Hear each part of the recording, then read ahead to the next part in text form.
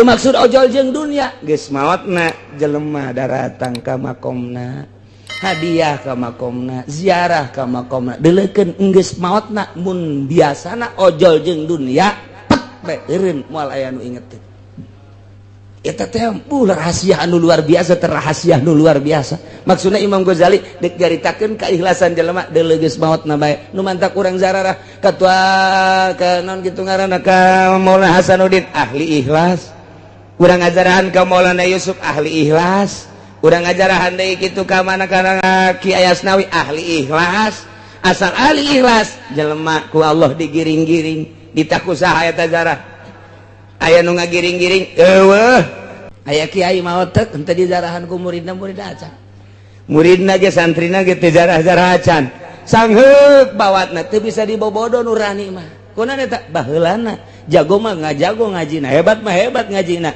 cuman ojol jeung dunia Allahumma ya rafi'ad darajat Allahumma ya rafi'ad darajat Allah wa ati'ullah wa ati'ur rasul wahai mukminin sing narurut maraneh kabeh ka Gusti Allah Allah tegas ngainstruksikeun tadi titah ngajauhan mabok jeung judi titah ngajauhan ku Gusti Allah teh kana patung jeung azlam adu nasib teh ku Gusti Allah diinstruksikeun melalui wahyu ka Kangjeng Nabi urang Kangjeng Nabi Muhammad sallallahu alaihi wasallam sok Muhammad Rasul aing nyampaikeun ka sia intina titah nurut ka aing cak Allah wa ati'ullah wa ati'ur rasul tuturkeun rasul lantaran rasul mah ucapanana lainang di dirina la yantiku anil hawa in huwa illa wahyun yuha moal nyarita haram kecuali parentah aing moal nyarita wajib kecuali parentah aing moal nyaritakeun sunah kecuali parentahan aing dek nyampaikeun ka sia teh lantarannya ka sia ngan hese aing teh nyampaikeunana melalui saha ge kecuali melalui rasul diutus ku aing seorang rasul Muhammad ngaranna tuturkeun ku maneh anuti ku maneh perintah Allah awas terutama dina mabok jeung judi jeung patung jeung azlam nu opat teh tadi na ieu mah dijelaskeun wahdaru cek Gusti Allah hati-hati nurut maneh ka Gusti Allah nurut maneh ka parentahan Rasul Allah tapi wahdaru awas hati-hati kumaha hati-hati lamun maneh nurut salamet mun maneh teu nurut bahaya fa in tawallaitum maka lamun maneh mengo mun maneh ngabalieur lamun maneh teu nuturkeun ka perintah Allah teu nuturkeun teu ngajading kana ucapan Kangjeng Rasul perintah-perintah Kangjeng Rasul ku maneh teh dihirup fa'lam kanyahokeun ku anjeun annama ala rasulinal balagul mubin Rasul mati kasangkut paut eueuh deui nyana mah ngan sakadar nyampaikeun doang maneh nurut salamet maneh teu nurut bahaya Rasul mati aya naon-naon teu aya gantar kakaitan teu aya hubungan nyana mah ngan sakadar diberekannya bae ka umat nyampaikeun ti aing andai kata Rasul teh nitah ulah mabok maneh nurut salamet andai kata Rasul nitah ulah mabok maneh teu nurut ih atuh Rasul mah teu kasangkut paut lantaran Rasul mangan sakadar annama ala rasulinal balagul mubin ngan sakadar nyampaikeun Rasulna parantos teu aya tilar di dunia mah disampaikeun ku para sahabat aya ti sahabatna geus teu aya sampaikeun ku tabi'in tabi'inna geus teu aya disampaikeun ku asbat tabi'in tahun 2011 penyampai lidah Kangjeng Nabi di Jakarta loba keneh di Pandeglang loba keneh di Serang Pandeglang di Serang loba keneh saantero dunia nu nyambung lidah ayat ieu loba keneh ngan hanjakal teh kumaha hanjakalna ieu pemerintahna pemerintah teh dirina artina nu marentahna ieu adalah bener-bener henteu mengamati ayat ieu sehingga nyana teh ngajual ayat. Kumaha ngajual ayat teh? Ai dina zahirna mah ngalarang nyana titah mabok di panggung sapeting bisa 2-3 panggung horeng jero nama ojol ayat eta teh jang meuli meo. Moal teurak kajen ku kumaha ge. Aya jelema nu mabok didakwahan ku kiai model kos kitu, teuk ceuli datang ka teurak we. Moal teurak. Naon sababna? Lantaran ojol tah mah ojol ayat. Nyana ngaluarkeun ayat susuganan mancing, lain mancing supaya menang hidayah, tapi nyana mah mancing supaya dapurna ngebul. Mal beres. Nu mantak lantaran ojol deuleukeun geus maotna. Deuleukeun cek Imam Ghazali deuleukeun geus maotna we. Trek we kiai nu sok dakwah maot. Maot misalnya ieu, maot. Aya eueuh nu zarah umat ka dinya. Ternyata eueuh. Apakah teu wauheun? Wauh. Apakah teu akrab? Akrab. Kunaon embung jarah? Pan nyana baheula dakwah. Ag dakwah na ge dibayar ieu gua aing. Ojol teh nama dakwah. Eueuh karasa. Tapi lamun nyana tilok ojol ku dunya, maot. Masya Allah. Nyana pernah datang ka imah aing ngasehatan. Dibere mah dibere tapi teu maksudna nyana. Itu maksudnya angan kos gitu cek pemuda teh Masya Allah keur aya nyana mah urang teh ku sasalaman ge kana sehatan ku neuleuna ge kana sehatan komo lamun geus ngajina kana sehatan emang teu maksud ojol jeung dunia geus maotna jelema daratang ka makomna hadiah ka makomna ziarah ka makomna deuleukeun geus maotna mun biasana ojol jeung dunia pet bae eureun moal aya nu inget teh. Eta teh rahasia anu luar biasa, terrahasia anu luar biasa. Maksudna Imam Ghazali dek garitakeun keikhlasan jelema deuleu geus maotna bae. Nu mantak urang zararah katua ka naon kitu ngaranna ka Maulana Hasanuddin ahli ikhlas. Urang ngajarahan ka Maulana Yusuf ahli ikhlas. Urang ngajarahan deui kitu ka mana kana jadi ka Kiai Asnawi ahli ikhlas. Asal ahli ikhlas jelema ku Allah digiring-giring ditaku saha eta zarah. Aya nu ngagiring-giring eueuh di lembur urang aya jawara paeh hayang urang jarah ka dinya atuh henteu pancena sok nganasehatan nganasehatan gatunya mah marah aya kiai maot teh henteu dijarahan ku muridna acan muridna ge santrina ge teu jarah-jarah acan sangheuk bawatna teu bisa dibobodo nurani mah kunaon eta baheulana jago mah ngajago ngajina hebat mah hebat ngajina cuman ojol jeung dunia lamun ditanya kunaon sih teu daek zarah henteu lah kunaon emang pan ngadidik sia atuh ngadidik ge bae lah aing sok dipentaan pentaan asal aya anu ngaji bae tah murid aing sing ade eta hancengan aing teh sing ade nu nanya masalah bae jadi murid oleh kaum mana teh sekali nanya sejutanya yen pondok menta, yen majelis menta, ojol kata kos gitu ngaran. Mal beres. Yen kudu yen majelis manyanana tuh. Ai masyarakat titah nyen majelis aya nyana meuli apaan sa? Eta goblok kiai di Singapura kos gitu eta.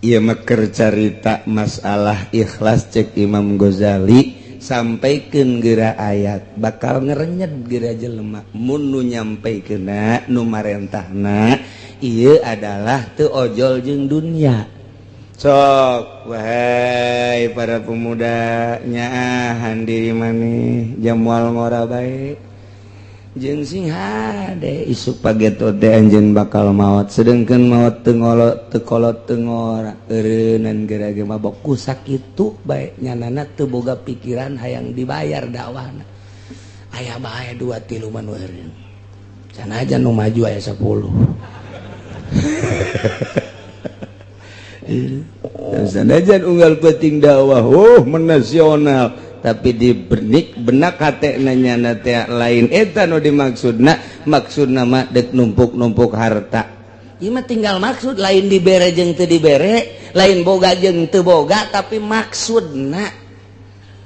sing ada singkah arti menang nyokot ti mana eta Imam Ghazali menang nyokot tina innamal a'malu binniyat jelema mah kumaha niatna jelema ngariung teu niatna naon niatna teh deuk tahlilan nek syiar kemudian diberi berkatna satrek eueuh salah teka bawah teka jinjing gunya ada satrek berkatna atuh loba jasa masalah tetep bae syiar mah kuari mah jelema dek ngariung tapi itu dimaksud berkatna berkat mending mun satrek pugu cau deh mending mun cau nu beureu mah cau hansip rugi emang cau hansip aya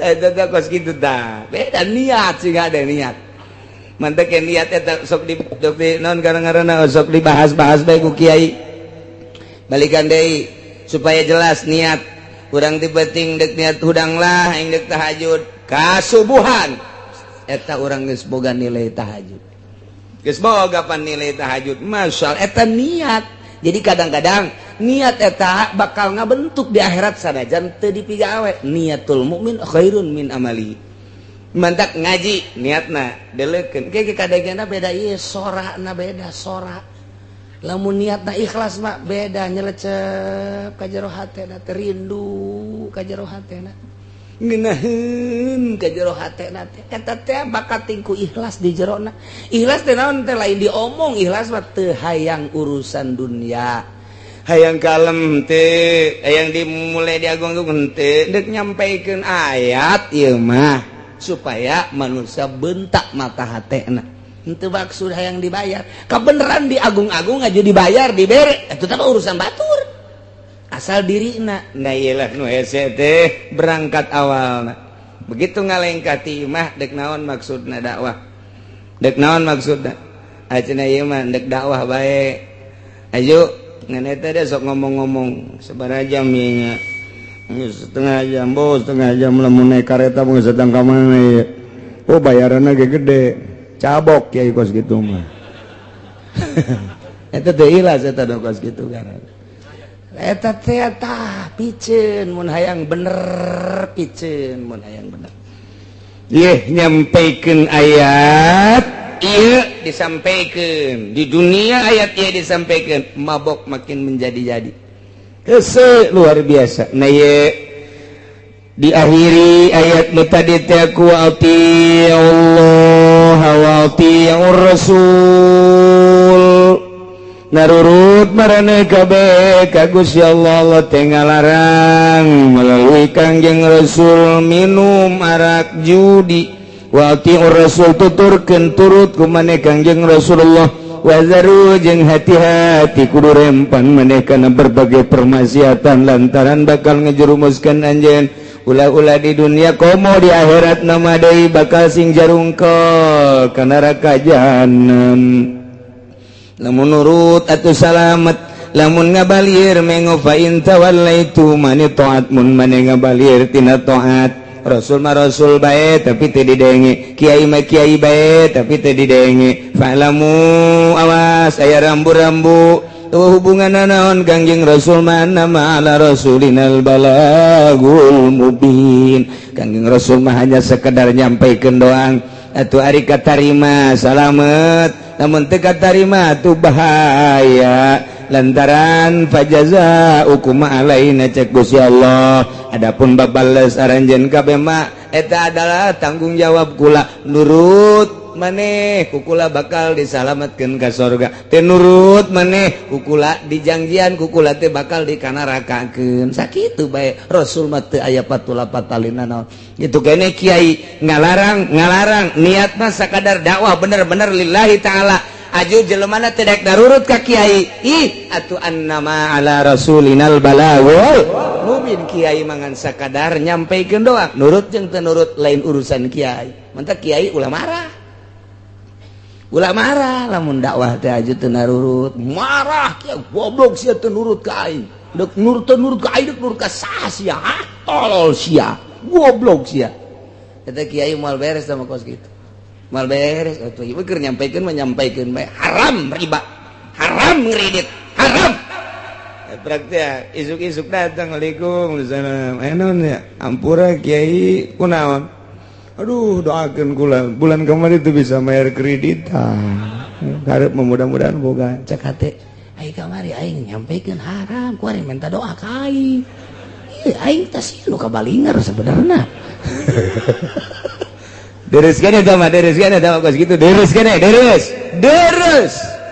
kieu Waalaikum ceurik bae nyabikang deh bang di mana nih udah deket ya dari dinya enak aduh cenah daripada ditarik deui ku dealer mau nginjem duit ja iya aduh boga salah kita henteu si budak mun teu onam artina itu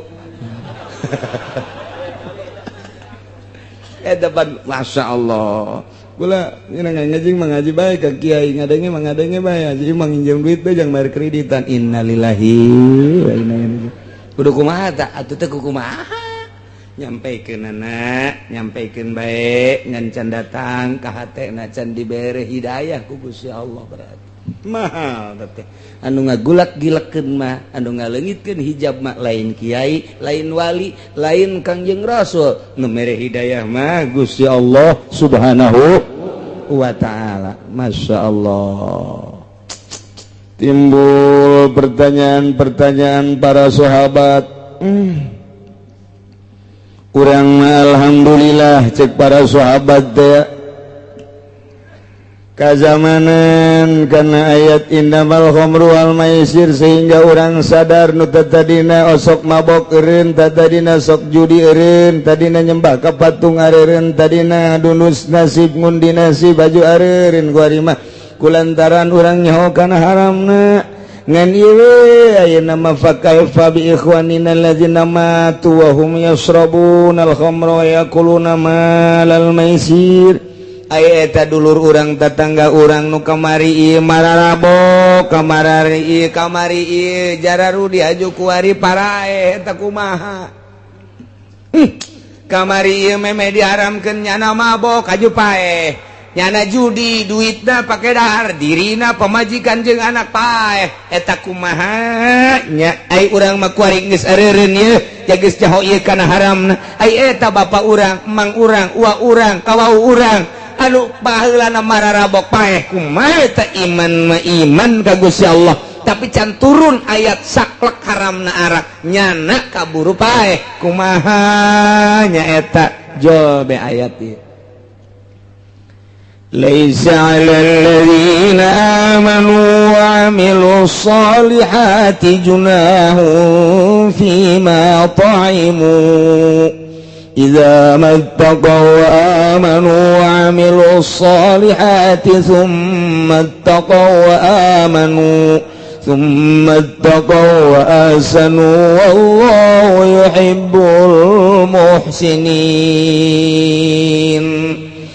Cek Gusti Allah laisa 'alal ladzina amanu wallahu alam bimuradi teu aya tetep ka jelema nu ariman ngimankeun geus amilus solihati bahkan beramal soleh junahun dosa teu kadosaan fima taimu dina sagala rupa hasil-hasil nu kumanehanana di dahar lamun dina arak mah kunyana diinum nginum arak wal maisir hasil daripada judina kunyana di dahar dirina jeung pemajikan keluarga eta mapan qoblat hari memeh diharamkeun artina jelema nu baraheula iman ka Gusti Allah jeung Rasulna bahkan nyana ngamal soleh ngan encan turun ayat kasaklekan haramna diharamkeun nginum arak jeung judi kemudian nyana kaburu maot cek Gusti Allah laisa junahun teu dosa 'alal ladzina amanu wa 'amilus solihat bagi jelema nu ariman terus amal soleh fima ta'imu dina naon nu kunyana nu diinum arak diinum hasil judi kunyana di dahar asal idza mattaqau wa amanu wa 'amilus solihat di mana aranjeuna takwa di mana aranjeuna iman di mana aranjeuna beramal soleh asal iman takwa beramal soleh masalah lantarannya maot memeh diharamkeun secara mutlak dikuatan deui ku Gusti Allah summa taqwa amanu inget penting mah takwa jeung iman modalna syaratna asal takwa jeung iman tambahan deui ku Gusti Allah summa taqwa ahsanu nu penting mah takwa jeung ihsan nu mantak aya 3 di dieu teh ittaqau teh loba amat aya rahasia henteu teh barang dibongkar ku ilmu bilagah mah Nomor kahiji aya idza mattaqau wa amanu wa amilus solihat. Nomor kedua sumattaqau wa amanu. Nomor katilu sumattaqau wa ahsanu. Ayat 3 ittaqauna. Coba amat atuh cukup bae hiji ittaqau anu awal mah eta adalah jang pribadina. Ittaqau nu kadua mah jang pribadi jeung halayak rame. Ittaqau nu katilu mah jang dirina halayak rame jeung ngalaksanakeun ihsan. Nu mantak aya iman, aya Islam, aya ihsan. Aya syariat, aya tarekat, aya hakikat. Selalu kitu bae dina Al-Qur'an teh. Nu mantak di dieu ge ayat 3 ittaqauna. Ittaqau nu pertama ittaqau iman, ittaqau nu kadua ittaqau Islam, ittaqau anu katilu ittaqau ihsan. Nu mantak ittaqau nu pertama ittaqau syariat, ittaqau nu kadua ittaqau tarekat, ittaqau nu katilu ittaqau hakikat. Mantak ge ieu aya ihsan, terakhir mah ihsan, hakikat ye summa taqau wasanu. Ngan kabelah dieuna istimewa Gusti Allah. Wallahu yuhibbul muhsinin. Allahumma mika cinta jeung mika resepna teh ka jelema anu nyieun ihsan. Berarti anu ittaqau bi nafsihi masa kadar takwa jeung iman jang dirina masih diproses engke di akhiratna. Nomor kadua ittaqau anu kadua jang bigoirihi jang bisa merean ka batur nyaritakeun ka batur tapi dirina mancan ihsan masih diproses ku Gusti Allah. Anu henteu diproses mah anu meunang mika dikit cinta Allah ia adalah jelema anu ittaqa amal soleh iman termasuk ihsan. Ialah wallahu yuhibbul muhsinin. Nu kumaha ihsan? Ihsan anta budallah kana katarahu wa ilam takun tarahu kana hu yaraka. Maneh ibadah ka Allah seakan-akan neuleuh ka Gusti Allah. Mun can bisa seakan-akan dideleukeun ku Gusti Allah. Berarti teu pernah bae aya mimpar-mimpar urusan dunia, teu ojol nyampaikeun Qur'anna, teu ojol nyampaikeun ayatna, teu ojol nyampaikeun hadisna jeung urusan keagungan kemuliaan, jeung teu ojol kana urusan dunia ihsan. Sieun ka Gusti Allah. Bahkan mun dibere duit ge sieun nya mah. Waalaikumsalam. Di mana ieu? Di atut.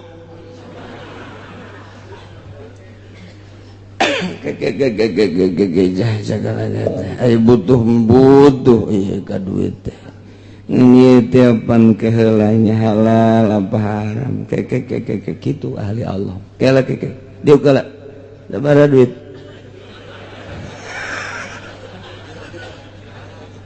Yang dibuka teh bu emang tarima bente suara duit lah.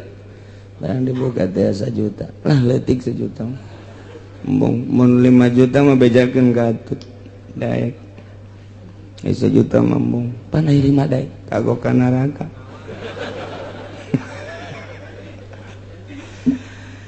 Aduh neangan daftaran bae cenah daftaran eta naon kadang-kadang KTP maksudna dek di umroh-umrohkeun. Ini umroh jadi ganjaran apa henteu? Kunaon teu berpikir, masya Allah. Ieu ayat lain lalagaan. Gusti Allah cukup bae ieu teh, make ittaqauna hiji bae. Cek ahli bilagah mun hiji ge cukup. Tapi make ayat 3 ieu teh lain lalawara. Ya Allah ya Rabbi. Maka idza mattaqaw wa amanu wa amilus solihat. Hiji mereka dua summat taqaw amanu dua mereka tilu summat taqaw ahsanu. Masya Allah tilu ittaqau nage hati-hati sing rempan maneh awas hati-hati karena berbagai paharaman jeung permaksiatan. Imankeun ku anjeun beramal anjeun kana amal anu soleh hiji berarti syariat. Tambahan deui ku Gusti Allah summat taqaw amanu mentak ka dieuna ge make tafsiran Imam Jalal teh sabatu ana taqwa wal iman di jerona teh geus tetep takwa jeung iman ngan kuari ngalaksanakeun nya nanti akana intisari takwa jeung iman tarekat ngaranna suluk disebut berangkat kuari mah lain sakadar iman tetapi nyana berangkat hati teh supaya benar-benar deket jeung Gusti Allah. Supaya datang ke mana ya? Supaya datang dirina teh ka Gusti Allah. Emang Gusti Allah bisa ditempuh jalan mana? Bisa henteu naik kareta. pisan teh naik kapal atau naik Apollo. Oh, otak nancan datang eta budak. Gusti Allah mah di mana-mana aya. Tapi lain berarti eta Gusti Allah. Kumaha tuh ngaji nu mantap ge. Jangan ngajinya terus bae atuh otakna pendek biasa sih mah. Campur jeung naon? Wayah ngaji-ngaji wayah datang ka imam nonton TV melulu. HP bae meuli nu anyar deui. Oh, budak. Trizi HP na geus. Mending mun ngarakene aki-aki geus bau kuburan.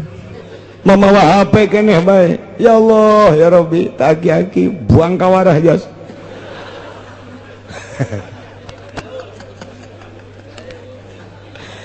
Itu para rantes aki-aki bawa HP Gusti, ya Allah nu aku. Ya pasti aing dipake kagreget ya ku Amerika. Naon sebabna? Perusahaannya apaan?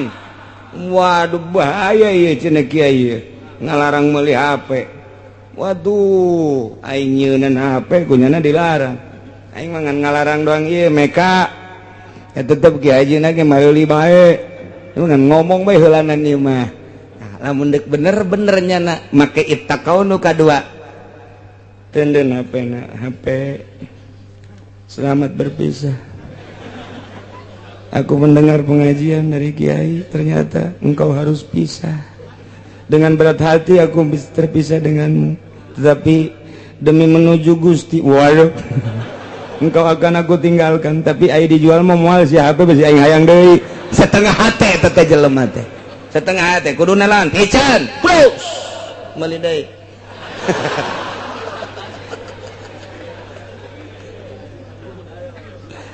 Lain lalagaan ibadah teh nu mantak urang eueuh ngeunah kumaha ilmu fatul muin mah aya, ilmu jamul jawame mah aya, ilmu tafsir mah aya. Kok eueuh ngerenyet cenah ibadah eueuh ngeunah, asal eueuh ngeunah bae ge kadeuleu jelema mah sinarna eueuh. Emang kumaha gitu. Lamun aya jelema nikmat ibadah ngan nyaritakeun nikmat ibadah mah teh mah geus rahasia bae hese nyaritakeunana ngan bedang ke sinarna. Boro-boro ndek nanaon tah pepegatan jeung HP bage sakitu hese. Aing mah jaga sekolot umur 60 tahun ku batur di ustad-ustad jeung di kiai-kiai. Lah HP aing isin aing. Geus aing mah moal. Ku ari mah HP teu boga nonton TV bae. Atuh ieu bagi berat penyakit. Bagi parah ya mah impus mah kiai kos kieu mah. Geus teh TV geus sia mangpaat aing neuleuan sia bae tiba heula teh ngan saukur berita bae paling ge anu-anu lah. Film nyanyi geus teh hayang aing mah geus tah dua tang. Coba ge dua bae HP jeung TV. Ieu teh di jero hate diberesihan teh hayang teh mah kos kitu mah lahun walabun teh mah geus aing mah deuk ka Allah bae saminggu bae ngerenyet bakalna. Hayang meuli deui.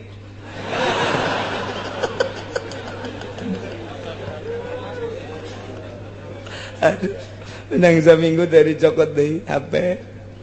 Tidak kuat aku berpisah denganmu. Jaringanku kurang sehingga undangan ngeriung kok nggak ada. Yang biasanya kayak ondo sama kos gitu. Tidak bisa pepegatan. Ndek menuju ke Allah kudu aya anu ditinggalkeun, kadaanan ninggalkeun dunia secara total. Keheureuyan nu kitu bae heula aman. Lah cenah disebut ortodok, keun bae disebut ortodok ge tereh paeh ieu. Daripada disebut modern haju paeh, modern kabawa ka ditu hanas ibadah teu ngeunah. Pikir tak ku otak. Ya Allah, ya Rabbi. Ye ndek naon ye? Ieu mah keur carita summat taqwa wa amanu tingkatan kedua. Tingkatan kahiji mah eta tadi engke aya proses keneh bae. Allah teh ieu tilu teh aya rahasiahan. Ngan saeutik bae dijelaskeun ku Imam Jalal teh. Coba deuleu tafsiran di kitab-kitab lain tentang ayat ieu. Masya Allah teu sembarangan Allah nenden tilu takror teh. Tapi takrorna teh takror teh budak balik. Takau deui. Mun eueuh rahasiahan moal dipuat di dieu.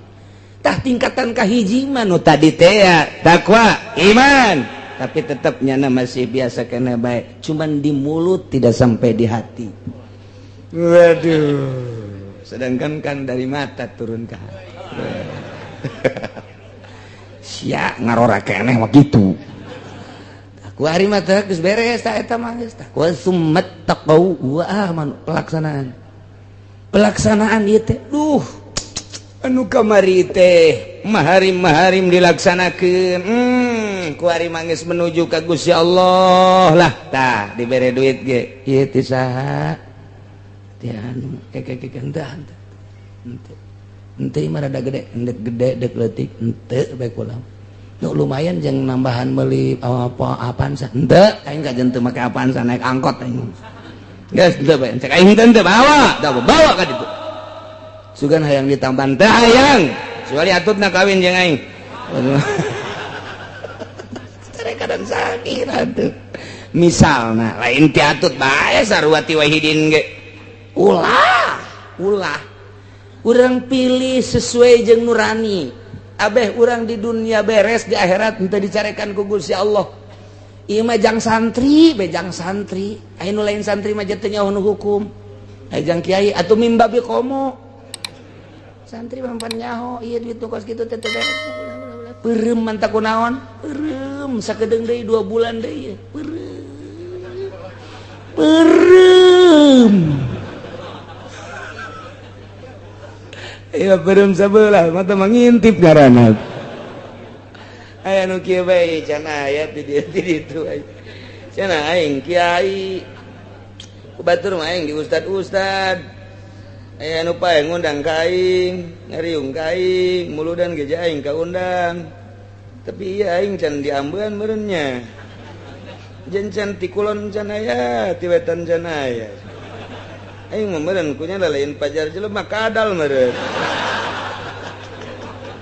dek ngeunaheun kumaha ibadah ikir carita summat taqau panyakit eta teh kos kitu teh geus HP panyakit TV panyakit jaringan panyakit duit nu teu pararuguh panyakit lepaskeun geura eta sok kudang peuting usolli Allahu akbar maaf engke bakal kabayang guru ikhlas urang bakal Allah mere kos kitu heula teu bae kiai anu mah meureun ngeunaheun soal ayang ke di jero hate Allah tambah ikhlas eta teh dorongan moral anu ku Gusti Allah ditambahan ka hate urang naek urang tek komo wali meureun Allahu akbar lain ngahayal aya ngahayal mah bahaya tek bae ka ditu Kangjeng Nabi mah di Guha Hira sorangan meureun ku nikmat-nikmatna teh ibadah Allahu akbar geus ngeunaheun ibadah moal bisa lamun aya halang mah Allahu akbar kamari 500 lamun kapanggiri asana 1 juta ya iraha ya undangan deui nya hayalanna kos kitu beda ieu mah kula mah alal haq bae beda ke pemikiran beda Allahu akbar HP nu eta kekerbeka anu anyar sabaraha duitnya buatan Cina sih sabaranya cak batur bagus tapi teu rusak kajeun lah isuk bae gitu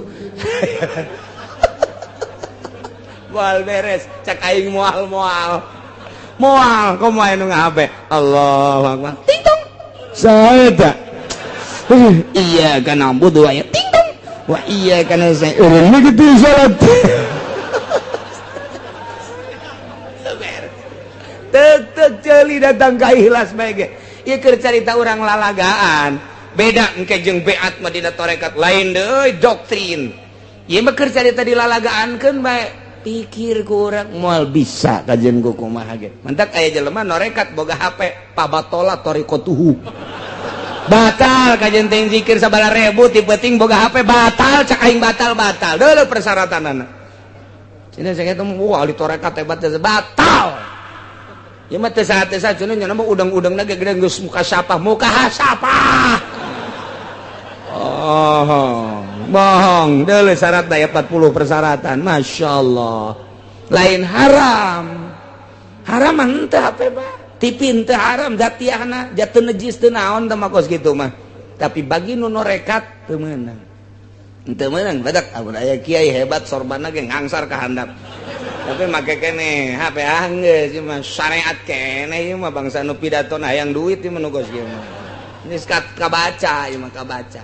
Keur carita nomor kedua summat taqwa lain lalagaan nomor katilu mah geus jadi summat taqaw wa ahsanu sieun ka paharaman sieun ka permaksiatan khususna nu opat tadi umumna kuliah ing paharaman kemudian manehanana teh geus ngalaksanakeun perjalanan nu tadi teh kuari mah geus asa deukeut jasa jeung Gusti Allah pan urang teh diangkat jadi wali karas mentak dipertanyakan jelema sih jadi wali karasa apa teh karasa jadi wali teh aya nu henteu ngarasakeun eta keur nutup-nutupan karasa mana karasana asa eueuh dunia teh nu aya ngan Allah doang geus nyana teh engke asa kaduhung hirup nu kamari ieu duh aing eta Imam Ghazali caritakeun kos kitu Imam Ghazali geus diangkat jadi hujatul Islam tapi can jadi wali begitu trek jadi wali eta nu kamari magahan ngaji teh eta mah dosa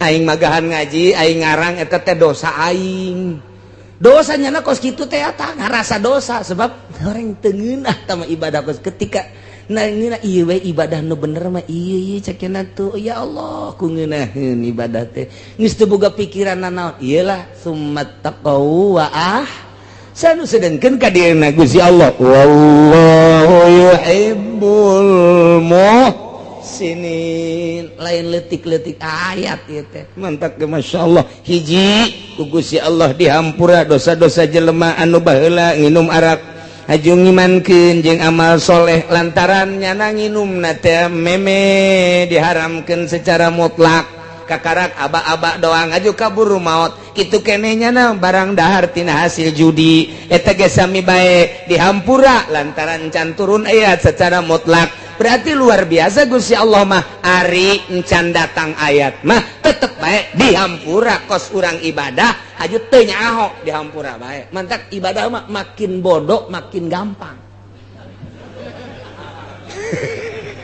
jih atau makin gampang urang deka Mekah kemudian aya nama toab sedangkan lamun toab teh kapan kudu boga wudu jaat toab ka salat sedangkan kuari hese ngaraksana lantaran atupan jelema teh ribuan urang kakarak ge salengka geus aya jelema urang takroni nya hideung antal jeung urang mending mun putih mah nya hideung nya batal man geregat eta urang kitu mah urang kalau kurang India atau Pakistan tapi nu geulis teh pagon nu teu geulis mah makanya kertoab sih ditakeun geulis andai kata aja sia mapan kitu bae pikiran teh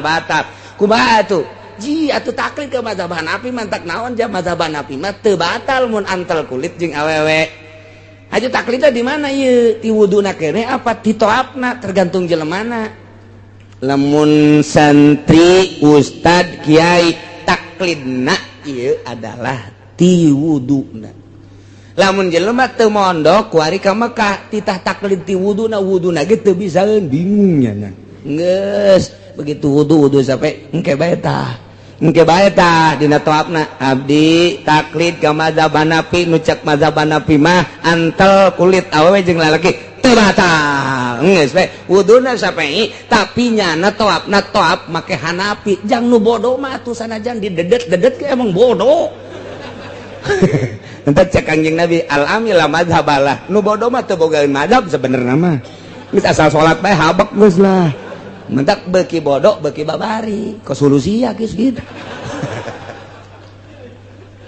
keur carita ulah ngahesekeun ka nu bodoh mah iya tuh nu bodoh dihesekeun memaldekeun salat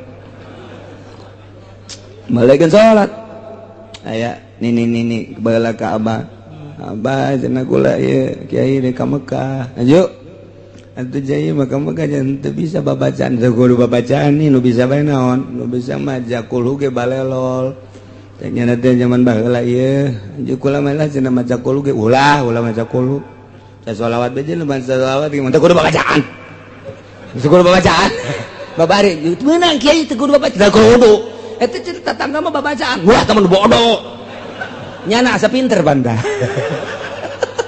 aju nyana dakwah di ditu cok kidamiati ge teu meunang babacaan ngunaheun jaka kidamiati mah aing ngaji manasik gitu mah hese jasa jaka kidamiati mah teu kudu babacaan cek nyana ge ngunaheun hebat panda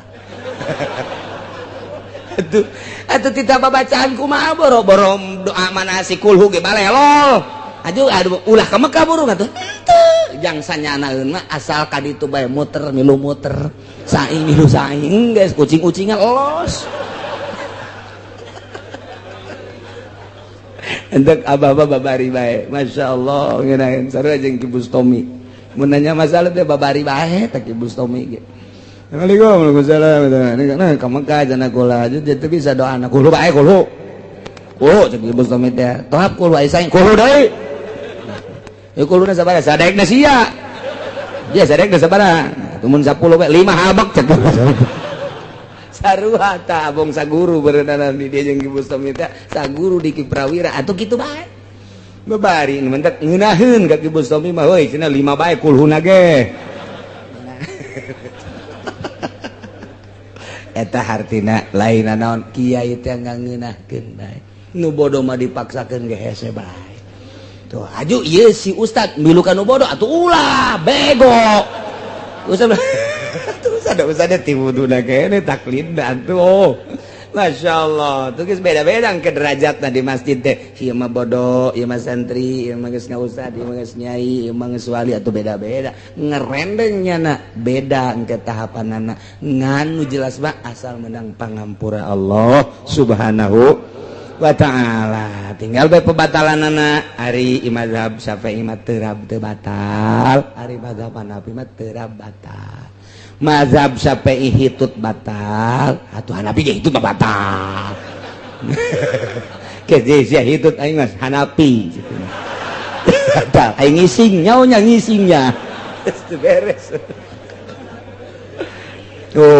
kemudian ditajong keluar getih mimisan batal cek Hanafi cek Syafi'i mah henteu babari geus antal doang teh jauh urang keluar getih jacarang jaterab atuh jacarang keluar getih carang geus eta bae tah ka madzhab Hanafi jadi teu meunang hiji naon kitu ngaranna hiji pagawean ku dua mazhab tah eta doang nu teu meunang talpek ngaranna hiji pagawean dua mazhab teu meunang mun hiji pagawean kudu samazhab bae urang pagawean wudu samazhab pagawean toab samazhab teu meunang wudu nya Syafi'i nya Hanafi teu meunang atuh toab nya Syafi'i nya Hanafi teu meunang hiji pagawean dua mazhab teu meunang nu bagusna mah ti wuduna kene wuduna Hanafi toabna Hanafi ke ka salatna ge terus gitu Hanafi saharita mah ajeuna salat mah henteu mangga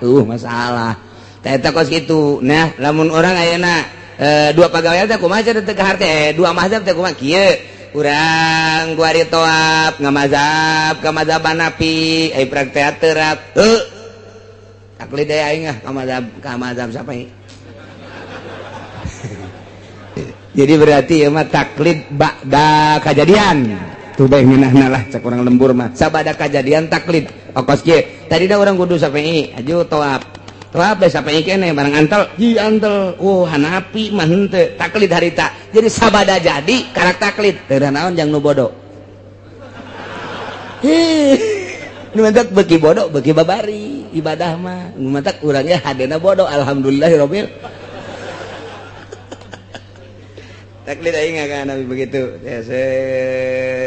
geus taklid dia ka Hanafi ye geus taklid dia ka Hanafi ye urang toab antal jeung awewe teu batal jeung aing mah Hanafi antal deui teu batal malah mah Noel nya teu batal abang-abang teu batal Noel gelut sia di ditu ulah ieu keur carita doang teu batal terap baca Hanafi batal kan aing ka Syafi'i Syafi'i baca teh batal balik aing ka Syafi'i cenah ge urang taklid sabada kajadian teu naon Syafi'i geus aing lah pokona mah geus Syafi'i ieu takwari ieu mah keur carita heulanan keur carita antal je jeung Hanafi jeung awewe Hanafi ieu mah budak batal-batalna batal-batal modar bereuni mah keur carita talpek hiji pagawean teu meunang dua mazhab mun geus samazhab samazhab bae ketika nyana di mazhab eta batal atuh geus bubar masyaallah wallahu yuhibbul muhsinin mudah-mudahan urang kabehan diraksa ku Gusti Allah dibere daek takwa ku Gusti Allah Allah, diberi sabar ku Gusti Allah, diberi ihsan ku Gusti Allah, sehingga orang bisa benar-benar ibadah ka Gusti Allah hingga akhir hayat orang husnul khotimah, bisa ngucapkan kalimatun thayyibah di akhirat aya di bawah bendera Kangjeng Nabi urang Kangjeng Nabi Muhammad sallallahu alaihi wasallam. Wallahu a'lam. Billahi minasy syaithanir rajim. Bismillahirrahmanirrahim. Wa idh qala Allah ya Isa ibn Maryam anta qulta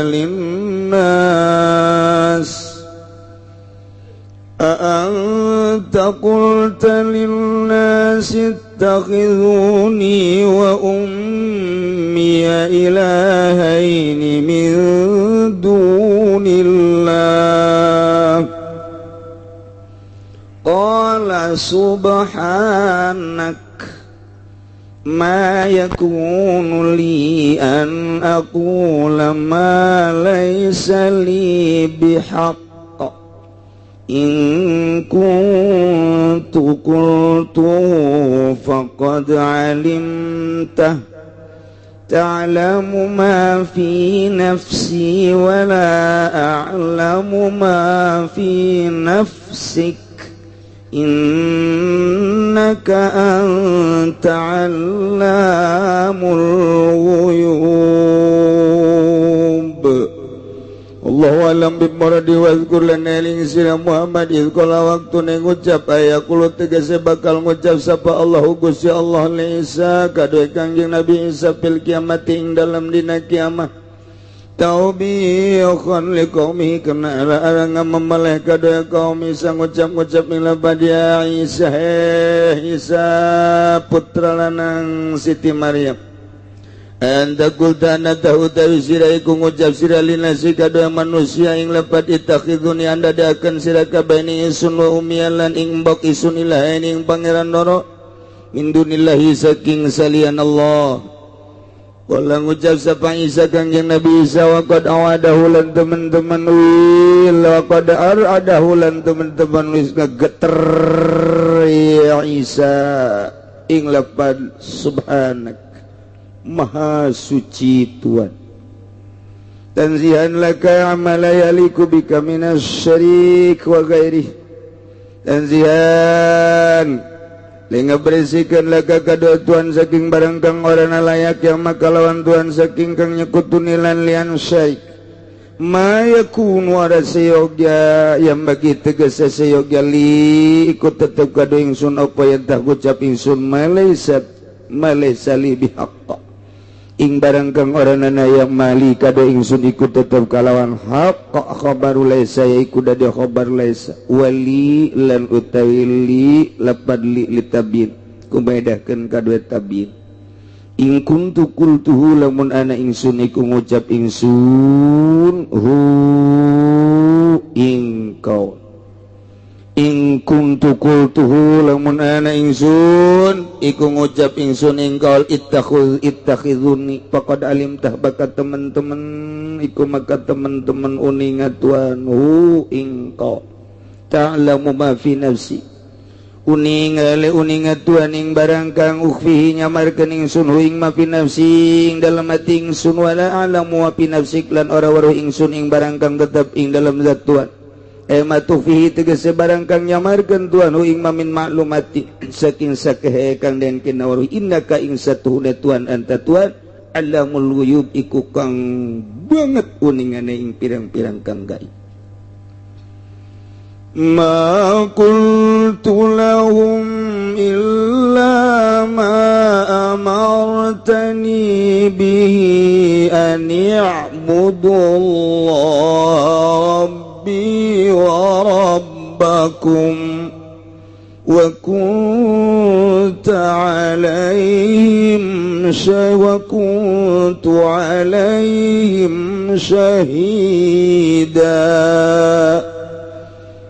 Allah alam bimoradi makultu orang ucap insun lahum kadua nas ilama amartani anyang barang kang marantah tuan insun bihi kalawan mawawalan utawi ama amartaniku ani buduni satune kalakuaniku ubudu padanya rembah sira kabeh ing Allah Rabbi tegese pangeran insun wa rabbakum lan pangeran sira kabeh wa kuntu alaihim lanana ingsun alaihim ingatasen nas ikul syahidan kang nyakseni raqiban tur kang nginte itu bisa oge nu baca wa kuntu alaihim lanana tuan alaihim ingatasen nas alaihim ingatasen nas syahidan iku kang nyakseni raqiban tur kang nginte amna'uhum mimma yaquluna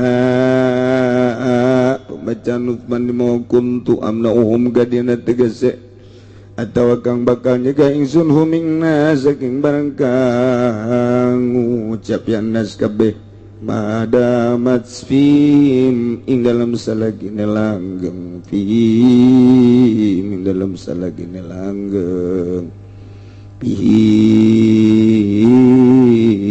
dalam salagene langgeng ya syahada pihim dalam nas falamma tawaffaitani kunta anta raqiba alaihim wa anta ala kulli syai' وأنت على كل شيء شهيد والله أعلم بمرادي falamma maka samang-samang saat tawafaitani ngawafatkan Tuhan ingsun kobatani tegese ngagenggam Tuhan ingsun birapi kalawan den angkat ila samai maring langit kunta anta karena Tuhan anta tegetes Tuhan niku arroqi bakang nginte kang ningali alaihim ingadasen nasal hafiz tegese kang ngaraksa li amalihim kade pirang-pirang pagawean nas wa anta ala kulli syai'in utawi Tuhan la utawi Tuhan ingadas saban-saban suwiji-wiji min qauli lahum saking ucapan isun lahum kode nas wa qaulihim lan ucapan nas ba'ding dalam sausane dan angkat insun wa gairi dzalika lan liyane mangkono qauli wa qauli syahidun iku kang nyaksene mopali untur kang adongo kalim untur kung mau uninga bihi kalawan qauli tu'adzibhum fa innahum ibaduk وَإِن تَغْفِرْ لَهُمْ فَإِنَّكَ أَنْتَ الْعَزِيزُ الْحَكِيمُ Wallahu a'lamu bimuradi tu'adzibhum lamun nyiksa Tuhan uming nasaiman aku ma'alal kufri tegese ingkang kang netepi aman ing atase kufur minum saking nas innahum makasatuhun nasi ku ibaduka pirang-pirang hamba Tuhan wa anta ala utawi Tuhan iku malikum kang ngarajaan ing nas atawa ibad tatasarrafu bihim kang malakan Tuhan bihim ing dalaman kapai fasyidda alaibo kaya apa kersa Tuhan lautarallahu alaika orang kang malawan iku mujub ing atase Tuhan wa intagfilan lamun ngampura Tuhan lahum kada nas liman amana tegese kadu wong kang iman kenyaman minum saking nas wa innaka antal azizu maka satune Tuhan anta Tuhan iku kang maha gagah al ghalibu ala amrihi kang ngalindi ing atase perkarane kang hakim mutur kang bijaksana isonihi ing dalem dadamelan al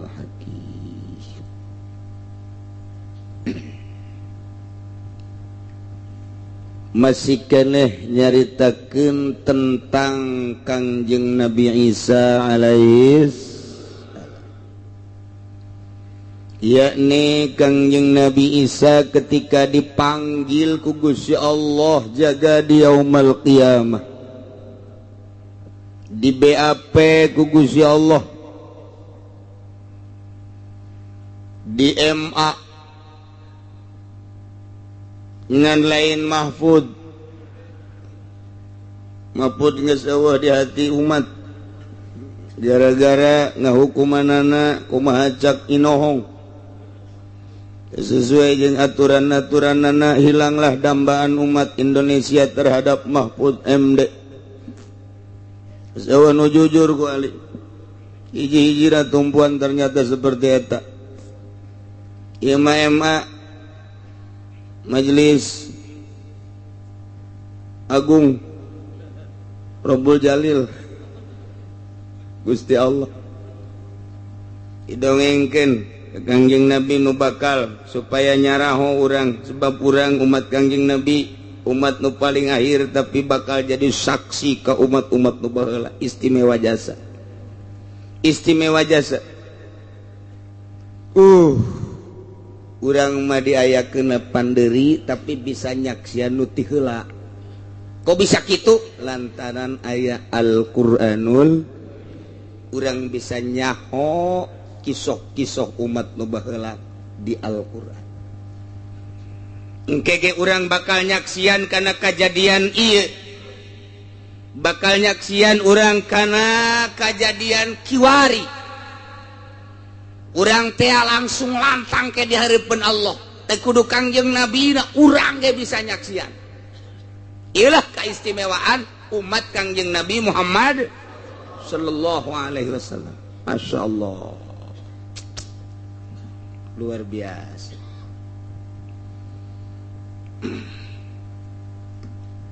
Muhammad, ingat bakal terjadi engke di yaumul kiamah. Kok ieu didongengkeun sih supaya umat Kangjeng Nabi nyahoeun? Maksudna ngadongengkeun Kangjeng Nabi Isa teh naon? Taubihun liqaumihi, ngajejeleh ngahina-hina ka kaumna anu kuari nganggap pangeran ka Kangjeng Nabi Isa.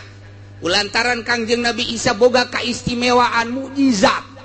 Padahal mah keistimewaan Kangjeng Nabi Isa teh lain ti Kangjeng Nabi Isa sorangan, pamere ti Gusti Allah Subhanahu wa ta'ala, tapi dianggap pangeran.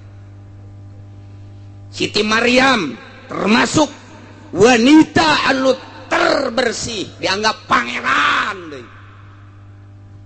Tak ieu anggapan-anggapan Kristen, anggapan Katolik, anggapan-anggapan Protestan menuhankan terhadap Maryam jeung Isa.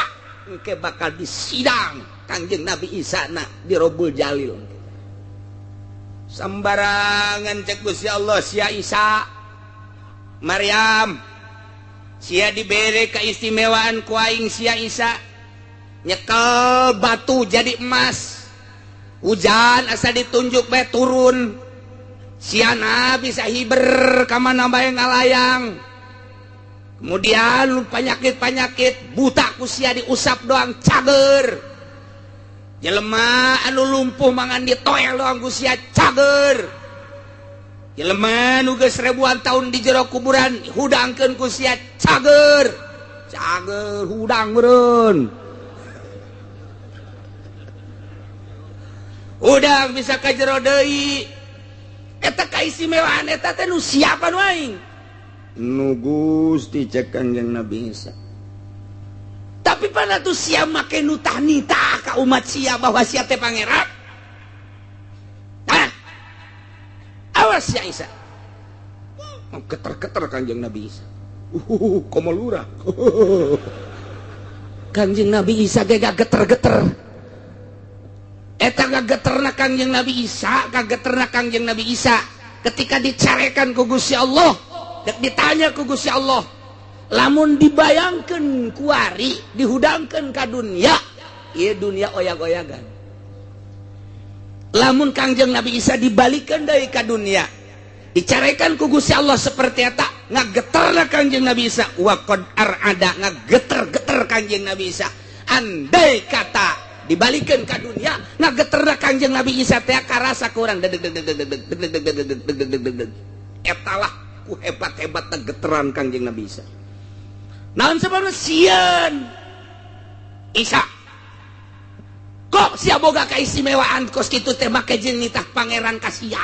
Aing pangeran mah Maryam sia boga kaistimewaan di diri sia ketika siang doa di Masjid Aqsa, hayang aya makanan turun pan makanan ti sorga. Kaistimewaan sia teh pan kabeja ka mana-mana haju kunaon atuh sia jadi pangeran. Tungkul Siti Maryam ngegeter sarua bae. Cek Kangjeng Nabi Isa, Gusti saha anu nitah jadi pangeran ka abdi. Aya eta Kristen tuh di Sumarekon penyembah ka sia. Tuh di Tangerang sok bude naon teteh salibna ge. Pan kasaksian pindah pan baheula teh eta teh di dinya teh kuari pan jadi gereja. Kodim dijual kodim. Pada eta jadi gereja kasaksian pa eta nyembah ka sia. Tuh di Cikupa. Citra. Bude. Pan gambar sia teh teu make calana sia teh. Pangeran teu make calana. Ayo siapa neta lamun lain ku sia mah dititahna sia kan encan nu bakal deui ka dieu nu kamari pasir gadung hatena bae golok dasareukeut keneh tah engke bakal ka dieu geura siapkeun urang terep urang waru urang Cilongok mah geus teu kudu geus tarima bersih bae geus engke paeh kuari paeh sing hade lurah-lurahna urang geus ngomong di heula bae ti kuari ieu sing hade lurah-lurahna jeung camat-camatna ulah tanda tangan sing hade beusi hayang mobil ka Cilongok bae teu kudu ti ditu teu kudu beneran beusi camat hayang mobil datang ka imah aing geus disiapkeun ka aing mau mobilan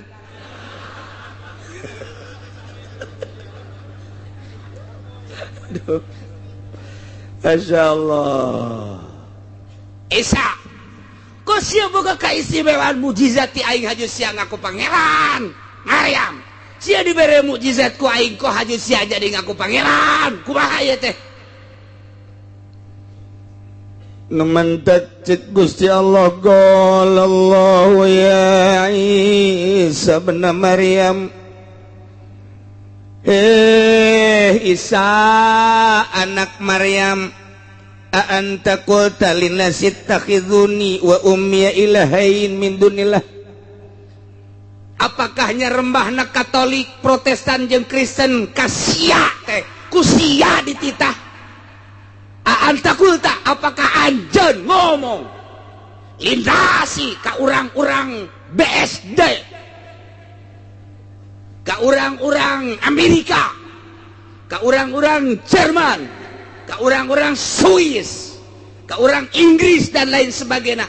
Apa maneh teh ngomong anta kulta apakah anjeun nyarita apakah anjeun ngomong hei umat ittakhiduni wa ummiya ilahai min dunillah jadikeun kaula jeung emak kula tercinta jadikeun kaula jeung ibu kula tercinta sebagai pangeran min dunillah salian Allah.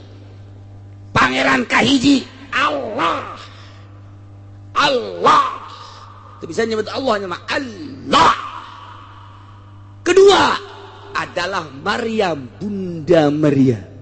Yang ketiga adalah Isa Ruhul Kudus Tritunggal. Tiga tapi satu. Anta kulta apakah mana ngomong gitu baheula sehingga jelema teh jarembah ka sia. Awas ya Isa. Kanjeng Nabi Isa ngageter-geter wakon ada. Eta bayangan ngageterna andai kata dikabumikeun. Ujianna ngageterna goyang. Kunaon sieun Kanjeng Nabi Isa teh. Kanjeng Nabi Isa bae anu bener-bener jujur sieun atuh komo camat. Begitu disentak ku malaikat jabannya ge. Camat. Kamana sorana itu camat cak masyarakat camat urang geus soraan budak coba wow geus bae mah rantai mat ya ini rantai buatmu ya camat di rantai camat aduh cak camat teh ulah wae di rantai atuh kula naon salahna siang ngibarkeun Golkar kan dititakeun kula dititakeun si Alena berjuang lu lumayanan aya sahuap dua huap iya dikira berjuang na siapa atuh atasan kula panggil ulah kula bae ulah ngomong sia heula Bro camat aing di dunia mah ieu teh dipuja-puja dihormat-hormat bawahan aing mun teu hormat ka aing dipecat ku aing cak camat jeung bupati aing ku ari mah diliak-liak cak camat cak bupati teh ka ditu atuh ka bunda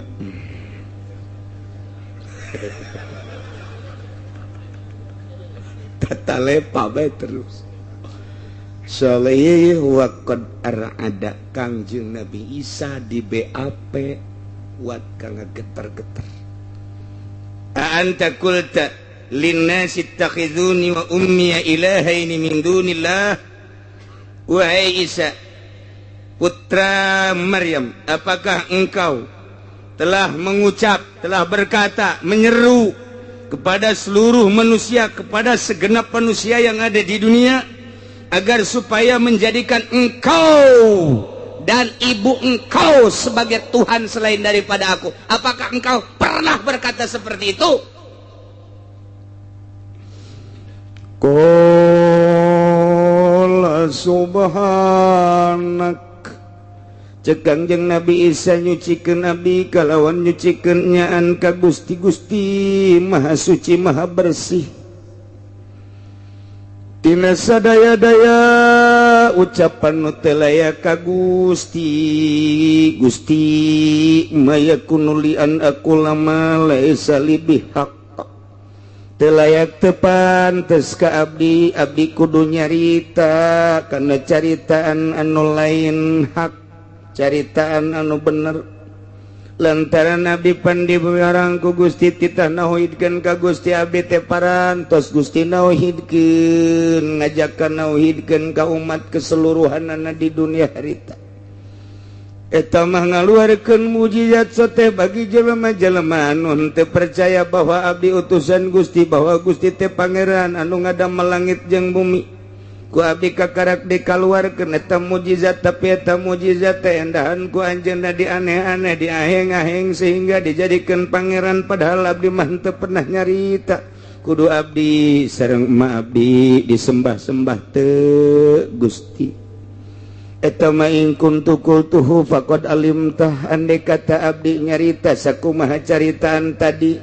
da Gusti mah maha uninga andai kata Gusti ka abdi majar teh abdi nyarita ittakhizuni wa ummi ilahaini min dunillah besi bae abdi teh titah ngajadikeun diri abdi ku abdi diri ba abdi Siti Maryam supaya jadi pangeran dititah jadi pangeran andai kata abdi nyarita kitu ingkul tukul tupan faqad alim ta Gusti mah pangeran maha uninga ta'lamu ma fi nafsi wala a'lamu ma fi nafsi Gusti maha uninga naon anu tersimpan di benak hati abdi jujur lubuk hati abdi tina rahasia qalbu abdi wala a'lamu pani fi nafsi abdi mah teu terang kana rahasia nu aya di Gusti di akhirat ieu sakieu ayana abdi mah ciptaan Gusti titah nauhidkeun ka Gusti abdi instruksi-instruksi Gusti parantos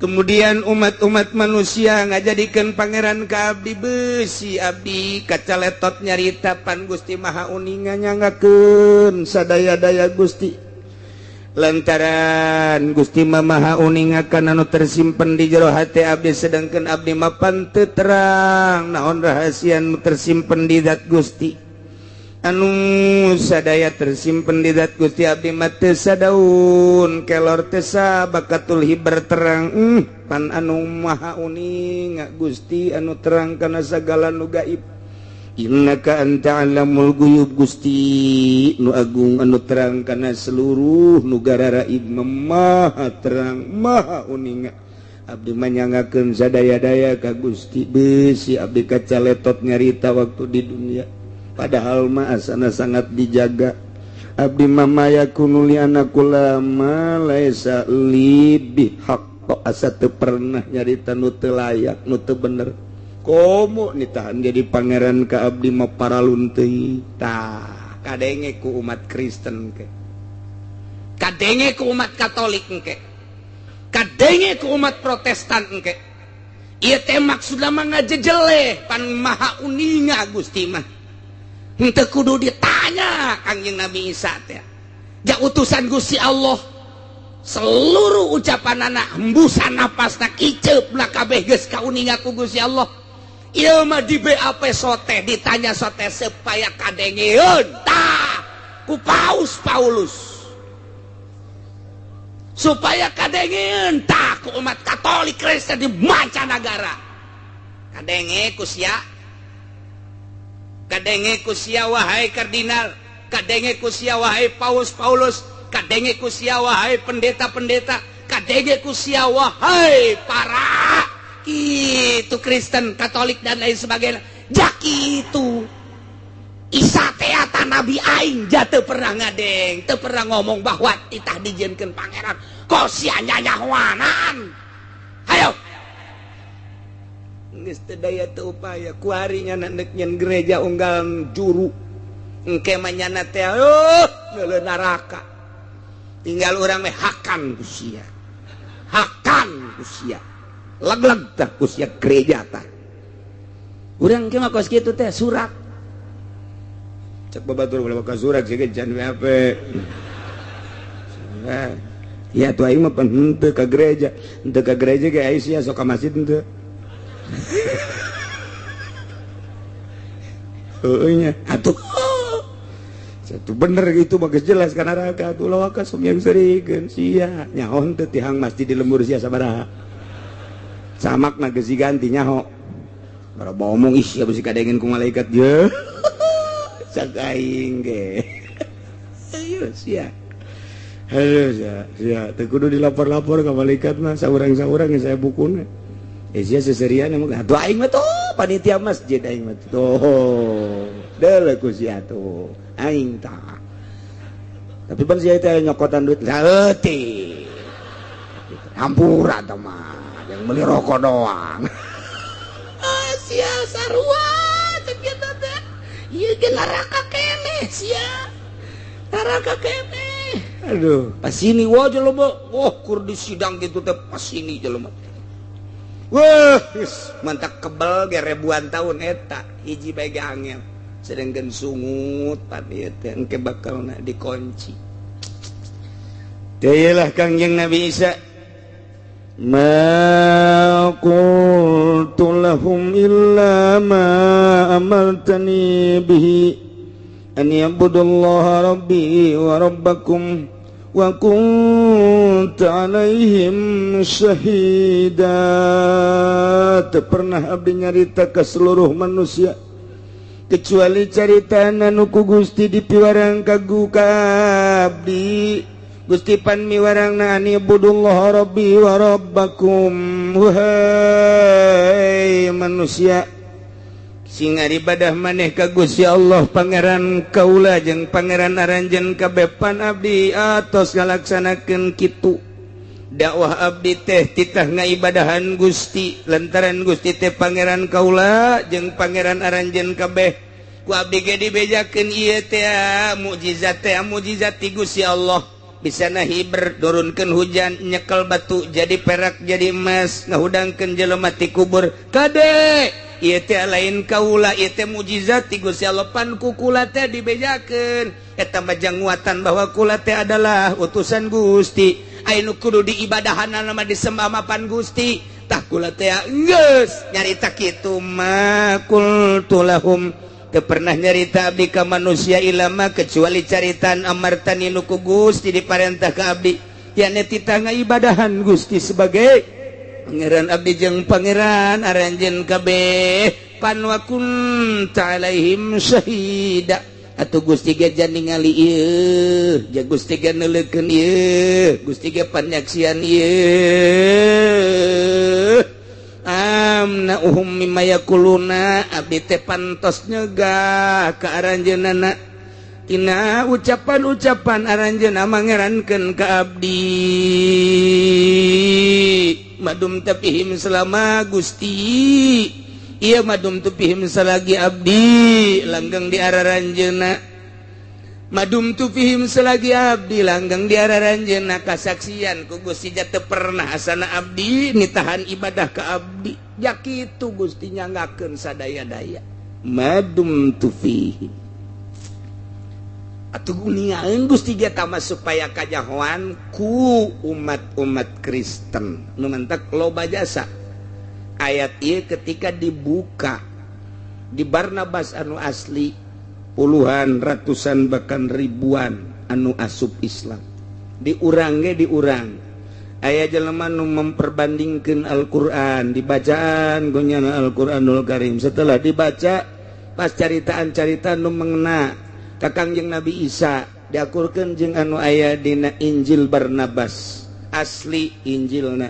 ternyata bener loba nu asup Islam nu mantak kuari Injil Barnabas teu meunang dibaca di UGM disimpen teu meunang kecuali orang-orang tertentu kelas mahasiswa dosen-dosen anu kira-kira kadeuleunan can kuat dina kakristenanana teu meunang maca Injil nu asli lantaran petunjukna titah iman ka Kangjeng Nabi urang Kangjeng Nabi Muhammad sallallahu alaihi wasallam dina Injil geus dijelaskeun ya'ti min ba'dismuhu Ahmad wahai umat kaula engke jaga bakal aya seorang nabi ngaranna Nabi Ahmad kula geus teu aya iman anjeun ka dinya geus dijelaskeun mentok loba jasa anu arasuk Islam tak ieu ketika ieu nya ge ngageter-geter nya ge sieun kumaha tuh selanjutna falamma tawaffaitani kunta antar raqiba alaihim barang Gusti ngangkat ka abdi ka luhur langit kunta antar raqiba maka aya Gusti teh anta Gusti ar-raqiba nu ningali nu ngaraksa ka manusia li amalihim kana amal-amal manusia wa anta ala kulli syai'in syahid Gusti pan maha ningali Gusti pan maha nyaksian kana keseluruhan manusia tina ucapanana jeung tina pagaweanana sabada abdi diangkat cik urang mah Gusti hampura abdi pan Gusti abdi teh diangkat lantaran diselamatkeun ku Gusti tina kejaran-kejaran orang Yahudi akhirna abdi mapan diangkat diselamatkeun ku Gusti aya manusia nu sarupa jeung abdi nu dianggap abdi kumanehanana dibunuh disalib abdi mapan atos teu aya urusan jeung manusia setelah abdi nyarita di manusia melalui mukjizat besi aya nu teu percaya abdi ngajak ke manusia supaya ngimankeun ka Gusti percaya ka Gusti nyembah ka Gusti kemudian abdi dikejar-kejar abdi disalametkeun ku Gusti diangkat ka langit ka opat tah ti dinya bapan abdi geus teu berurusan deui jeung manusia nyangakeun sadaya-daya ucapan manusia pagawean manusia pan Gusti tah manu nyaksian Gusti nu gaduh dibalikeun deui ku Kangjeng Nabi Isa atuh mangga kumaha Gusti pan sia jumalikeun ka aing ceuk pangeran itu Gusti ya ku Gusti sadaya-daya pan Gusti mah kunta anta raqiba alaihim li amalihim wa anta ala kulli syai'in syahid atuh mangga nyangak ja abdi mah tos teu berurusan eta mah jelema aju mangeranan ka abdi mangeranan ka emak abdi atuh Gusti eta mah anu nyaksian jeung nu ningali atuh jelema aya anu iman bae ka abdi sebagai rasul Gusti teh pangeran atuh Gusti da Gusti nu ngaraksa eta mah ieu mah abdi mah geus cuci tangan bae sabodo Gusti bae tah Kangjeng Nabi Isa ge cuci tangan geus abdi mah sabodo Gusti bae tah bae urusan Gusti abdi nu penting mah ngalaksanakeun tugas ti Gusti turun ka dunia dibere abdi teh pangkat nabi diangkat jadi rasul abdi terus bae dakwah nitah ngaimankeun ka abdi sebagai rasul jeung ka Gusti sebagai pangeran abdi diangkat geus teu berurusan deui nyangakeun sadaya-daya ka Gusti urusan manusia ucap tingkah jeung pagaweanna da Gusti anu maha syahid Gusti anu maha nyaksian maha ningali tuh tanya bae tuh umat Kristen Tanya bae tuh umat Katolik. Tanya bae cek Kangjeng Nabi Isa. Nu ngimankeun, anu percaya mangerankeun kabeh. Tanya. Wah, geus kelabakan. Cek umat Kristen awas ya bakal ditanya aing mana kelompat ka mana tuh ya. Aing mana kelompat ka ditu ngajauhan seuneu di ditu. Ka belah ditu seuneu keneh. Belah ditu. Di ditu deui seuneu aing geus ka ditu. Seuneu kabeh ieu mah moal bisa ieu mah ka mamana ge. Aduh, cek cenah jadu urang kunaon baheula nya, kunaon ngimankeun ka Isa sebagai pangeran, dia pangeran mah Allah horenganan. Atuh sia teh atuh aing pan diajakan ku pastur-pastur dibere mie hari teh. Deres di Banten mah teu titah ka Isa mie ge titah ka atut doang. Ayo sia tah, gara-garana kos kitu tah mangkaning ieu urang di narakana saneng-neng ieu mah. Ge teu iman ka Allah pan ieu mah urang mah kafir ka asupna. Ayo coba teangan pastor-pastor orang pecit. Wah, pastor di teangan. Wah. Cak pastor teh pan aya saluhureun kula paus. Aya paus. Aya kardinal kabeh. Coba panggil. Padahal kan paus mah nyahoun. Nyahoun nya nama pan maca Barnabas asli. Begitu dibaca kunyana ditutupan, bahkan kunyana di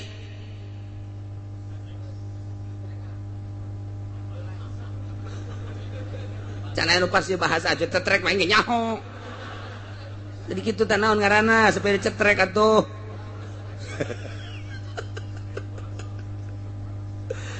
Tuh kunyana teh geus dikaburkeun we pokona mah henteu dijelaskeun, dicetrek.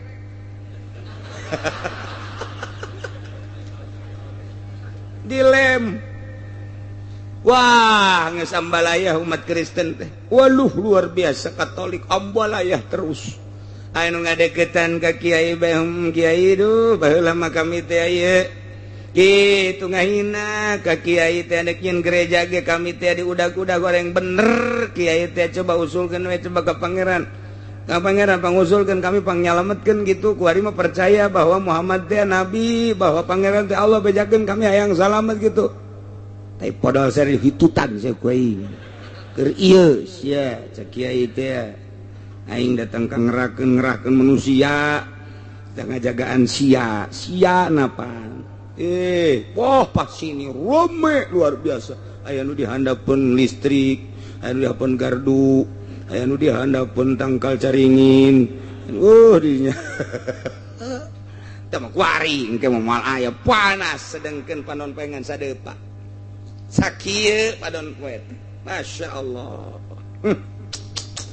Geus harapan Kristen majeng Katolik Protestan teh duh nabi urang sugan teh mah bakal pangeran urang Isa sugan teh mah bakal nyapaatan anu baheula salib-salib teh cakeuna teh penebus dosa orenganan urang nu salah baheula mah penebus dosa manehanana teh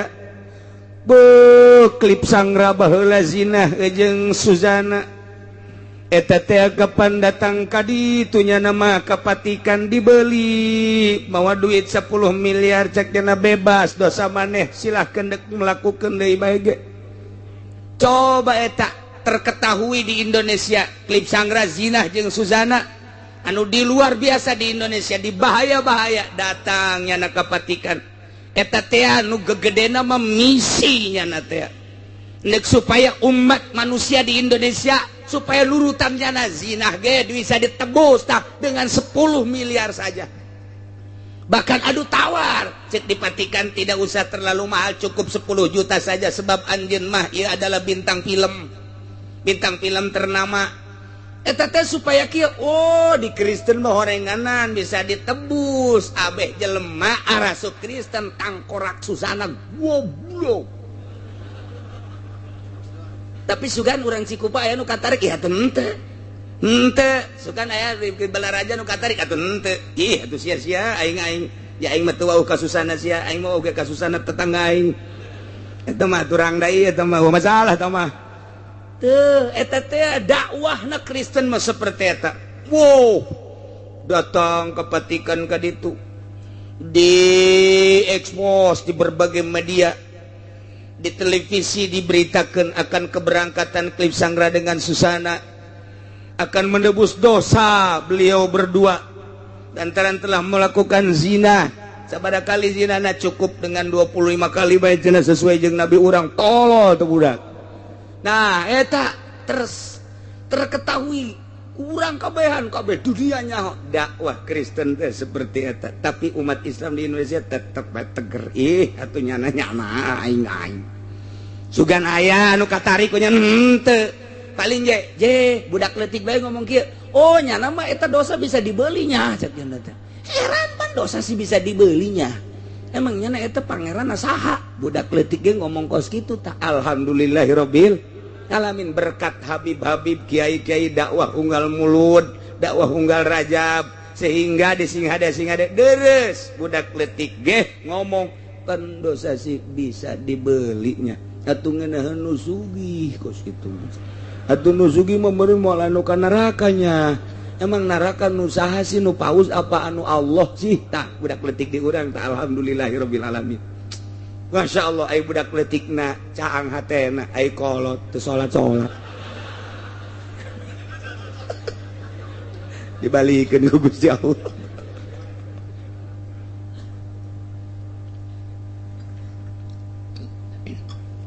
Riweuh engke umat Kristen di akhirat. Kangjeng Nabi Isa na cuci tangan. Pernah aing gasia nitahan bahwa aing pangeran. Teu bisa ngajawab. Saha anu nitahan aing pangeran, saha anu nitahan bahwa bunda ibu tercinta Maryam ieu adalah pangeran kan teu aya sia iraha mimitina kunaon atuh ketika aing diangkat ka langit aing dinobatkeun sebagai pangeran, saha tanu nganobatkeun pangeran? Sabodo sia nafsi kabeh nabi nafsi urusan kula urusan sia Masya Allah. In tu'adzibhum fa innahum ibaduk wa in taghfir lahum fa innaka antal azizul hakim. Wallahu a'lamu bimaradi. Cek Kangjeng Nabi Isa Gusti intu azibum lamun teh mah Gusti nyiksa ka manusia nu ngajadikeun pangeran ka abdi anu kalaluper ka Gusti atuh nyangakeun tamadek disiksa ge painahum ibaduk jaeta mah manusia teh hamba Gusti israkeun ka Gusti panwa anta malikuhum Gusti nu ngarajaan tatasarrufu fihim kaifa syita anu ngolah nu molahkeun teh Gusti kumaha kayang Gusti la tiradu alaika teh aya anu bisa ngalawanan ka Gusti kumaha Gusti bae boro-boro eta sangkilang aya angin bae ge aya angin teu bisa ditahan sanu bisa nahan sakurang angin ulah ka dieu waktu kadinya mah kadinya bae tangkal kalapa kacabut tangkal asem kacabut komo tamah kandang embe mah wah cabut saha nu bisa nahan latirodo hakikatna mah urang ge da kitu keneh ieu dengan urang mah dibere pikiran ku Gusti jang mikir jeung akal sabenerna mah urang ge jumud ge mun pikiran jeung akal ngan aya akal jeung pikiran jang mikir saha si pangeran teh etalah ngagantungkeun siksa Gusti Allah.